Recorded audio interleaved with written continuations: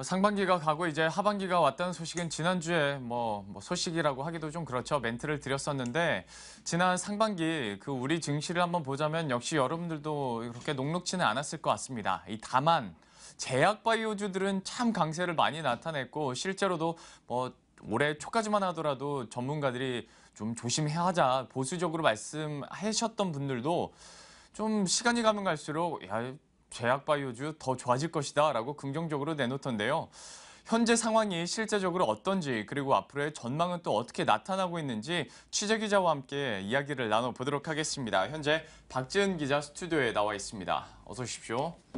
네, 안녕하세요. 수치상으로부터 한번 우리가 확인을 해볼 필요가 있을 것 같습니다. 우리가 이제 HTS로 볼 때도 업종지수라는 걸 많이 또 여러분들도 보실 텐데 의약품 지수가 10,000포인트를 얼마 전에 넘어섰습니다. 그런데 사실 우리한테 10,000포인트가 넘었다고만 말하면 사실 실감이 안 되니까요. 얼마나 올랐는지도 좀 말씀을 해주시죠.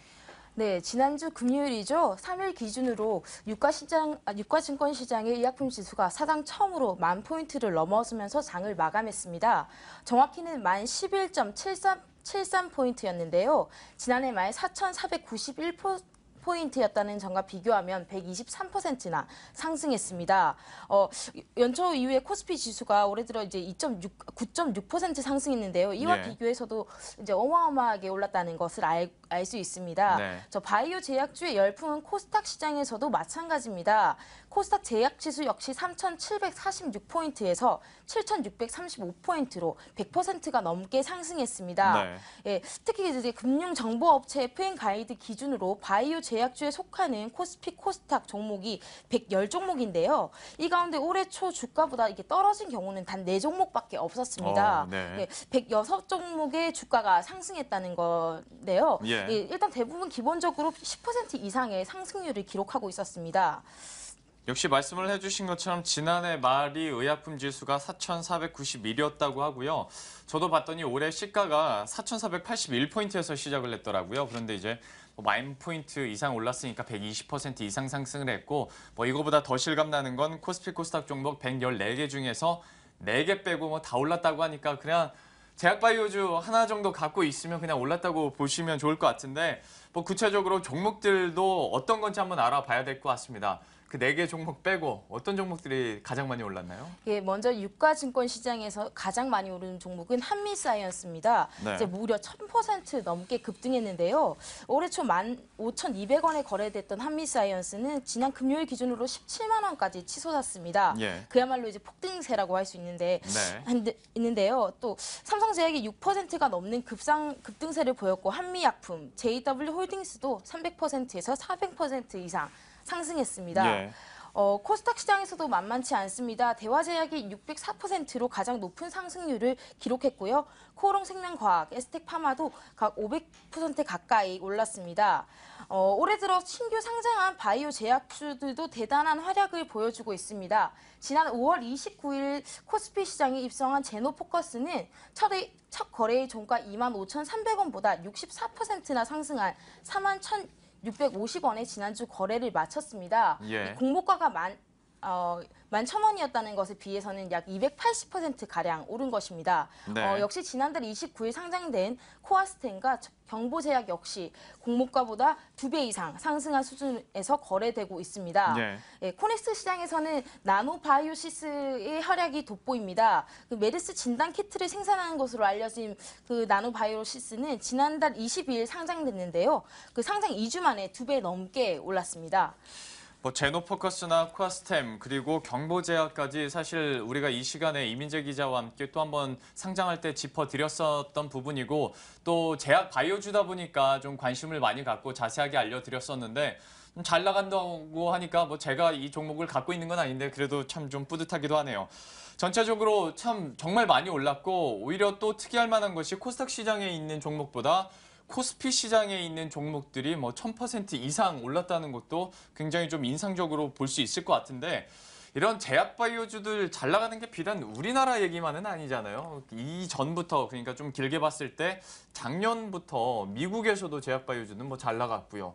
다른 나라 사정은 어떤지도 좀 취재가 되던가요? 네, 그렇습니다. 그 미국 나스닥 시장의 생명공학 지수를 기준으로 말씀드리면 그 지난해 말 3,300선에서 이제 마감을 했는데 최근 4,000포인트를 돌파했습니다. 예. 현재는 3,800에서 3,900선 사이에서 움직이고 있는데요. 우리나라 시장뿐만 아니라 해외 시장에서도 바이오 제약주들은 시장 주도주로서 그 역할을 하고 있습니다. 네. 이런 이유가 다 있는데 예전 기존 전통 산업들이 성장에 주춤해지고 세계 경제 침체로 인해서 각종 개발과 관련된 산업들이 매력이 적어지면서 이제 바이오 제약주의 강세가 하나의 트렌드가 되고 있는 상황입니다. 네.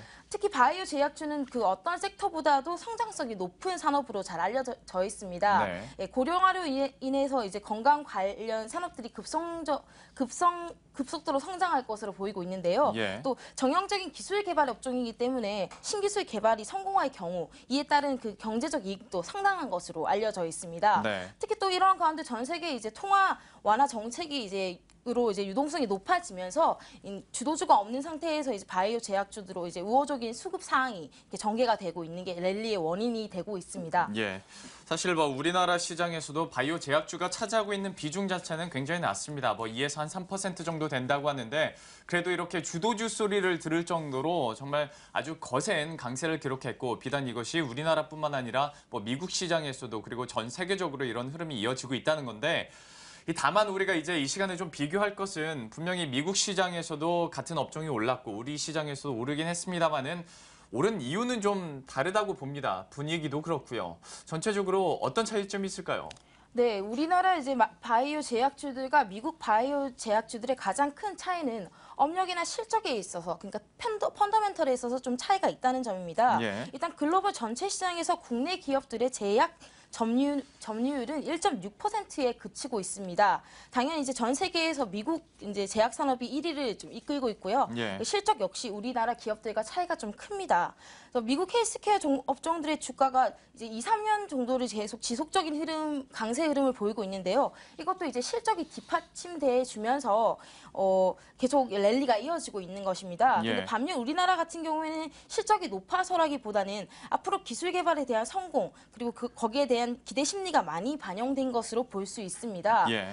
몇 가지 이제 사례를 말씀드리겠는데요. 올해 들어서 이제 연초 대비 200% 이상 급등한 이제 코미팜을 예를 들어 보겠습니다. 코미팜은 코스닥 업종 기업인데요. 지난 2004년부터 항암제 개발에 들어가서 약 10년간 이에 매진하고 있습니다.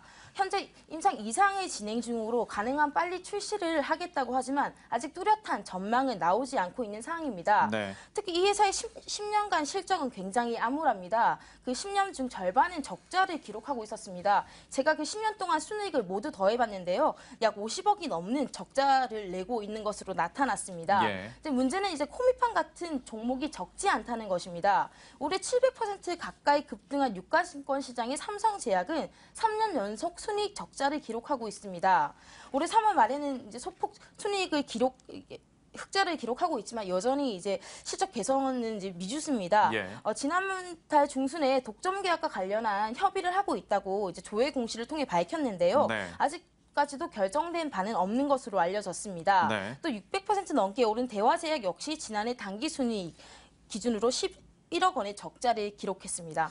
역시 뭐 박지은 기자가 자세하게 설명을 해줬습니다만은 이것이 약간의 좀 문제인 것 같습니다. 미국 같은 경우에는 이런 바이오 제약 회사들의 실적이 좀 확인이 되면서 급등을 하는가 하면 우리나라 같은 경우에는 실적이 시장 기대치보다 조금 낮긴 해도 뭐 임상 이상을 성공했달지 아니면 M&A 소식만 들려도 뭐 엄청나게 급등을 하는 종목들이 많다 보니까 좀 이 부분에 대해서 좀 불건전해진다 혹은 약간 이게 버블이 아닐까라는 논란들도 굉장히 많은 것 같습니다. 이런 버블 논란을 또 하나 뒷받침하는 것이 신용장구가 너무 높다는 게 또 좀 하나 있을 것 같고요. 물론 이 업종만의 문제는 아닙니다만 전체적으로 이런 경고음이 나오고 있는데 과연 이걸 좀 어떻게 해석을 해야 될지 우리나라 시장을 어떻게 좀 봐야 될지 궁금해지는데요. 좀 어떻게 설명할 수 있을까요? 네, 먼저 신용융자 이제 부분부터 좀 살펴보도록 하겠습니다. 지난달 중순으로 코스피 종목의 제약의약품이 포함된 건강관리 종목의 신용융자 잔액이 연초 945억에서 3,267억 원으로 3배 이상 급등했습니다. 코스닥 시장에서도 역시 연초 4,574억에서 9,056억 원으로 2배 가량 증가했습니다. 예. 이제 신용융자 정보는 앞으로 주가가 상승할 것을 기대하고 증권사에게 돈을 빌려 주식을 매수하는 것을 의미하는데요. 만약 지수가 크게 급락해 담보 유지 비율 이하로 떨어지게 되고 투자자가 추가 입금을 못하게 되면 대량의 반대 매매가 발생할 수 있습니다. 예. 한마디로 매물 부담이 있다는 것입니다. 이와 더불어 또 대차 거래 잔고도 심상치 않습니다. 이 대차 거래라는 것은 이제 주식을 빌려 거래한다는 의미인데요. 일반적으로 공매도 물량을 의미하기도 합니다. 주식이 앞으로 떨어질 것으로 예상하고 주식을 빌려 팔고 주식 가격이 낮아지면 그 주식을 사서 되갚는 방식으로 외국인이나 기관들이 이제 투자하는 방식인데요. 이제 코스피 의약품 업종의 대차 잔고는 올해 초 5천억 원 수준에서 현재 1조 7천억 원 수준으로 3배 이상 증가했습니다. 네. 코스닥 제약주의 대차 잔고 역시 1조 원에서 2조 8천억 원 수준으로 늘었습니다. 잔고 모두가 공매도로 이어졌다고 볼 수 없지만 그만큼 주가 하락을 전망하는 사람이 많다는 뜻이기도 합니다. 예. 지금이 고점이다, 이렇게 생각하는 사람이 많다는 것을 의미하겠죠. 예. 지금이 고점이다라고 얘기하는 것에 대해서 그렇게 반기를 드는 우리 개인 투자자분들은 없을 것 같은데, 그런데도 이게 그러니까 주식시장이 애매한 게 요즘 전문가들한테도 들어보면 제약바이오주 그런데 아직도 호재가 좀 산적해 있다라고 긍정적으로 평가를 하더라고요. 이건 진짜 팩트가 어떤가요? 네. 그 과거와 달리 우리 국내 기업들이 실적 성장에 대한 과시화가 나타나고 있다는 점은 이제 긍정적인 전망이 근거가 되고 있고 확실히 맞는 것 같습니다. 특히 주요 파이프라인 즉 신약 개발 등이 기술 개발 성공 단계 혹은 수출 단계에 다다랐다는 이렇게 설명을 하는데요. 네. 특히 올해 한미약품이 대규모 기술 수출에 성공하면서 바이오 제약주의 기대감을 높이고 있습니다. 하반기에도 여러 회사들이 글로벌 회사와의 수출을 실제로 앞두고 있는 것도 사실이고요. 예. 근데 하지만 바이오 제약 관련주들은 현재 아까 말씀드린 거와 같이 110종목이 넘습니다. 이 중에서 주요 증권사들이 담당하고 있는 종목은 제가 한번 취합해봤는데 한 30개 정도, 20개에서 30개 정도밖에 안 됐습니다. 따라서 증권사 리서치에서 예측하고 있는 장밋빛 전망이 110가지의 종목에 전부 다 적용되지는 않는다는 설명입니다. 이 중복되는 회사를 제한다는 것이 어떤 뜻인가요? 그러니까 예를 들어서 A 증권사가 예. ABC 회사를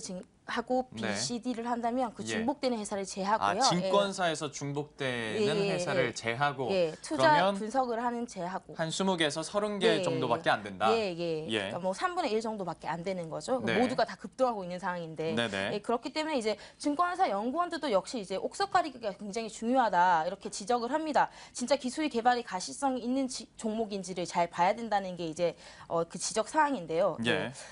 근데 우리가 그게 좀 쉽지는 않다고 보고 있죠. 그렇죠. 네. 시장이라는 게 쉽지 않은 게 사실인데 좀 박지은 기자가 마지막에 좀 중요한 걸 짚어주신 것 같습니다. 그러니까 코스피 코스닥에서 앞서서도 114개가 있다는데 증권사에서 정작 좀 장밋빛 전망을 내놓고 있고 또 담당하는 종목들은 약 한 20개에서 30개 정도밖에 안 된다고 하니까요.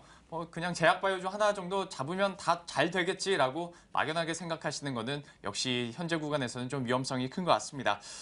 제약바이오주들 활약에 대해서 그리고 좀 우리가 조심해야 될 부분에 대해서 함께 취재 기자와 이야기 나눠봤습니다. 지금까지 박지은 기자와 함께했습니다. 고맙습니다. 그렇습니다.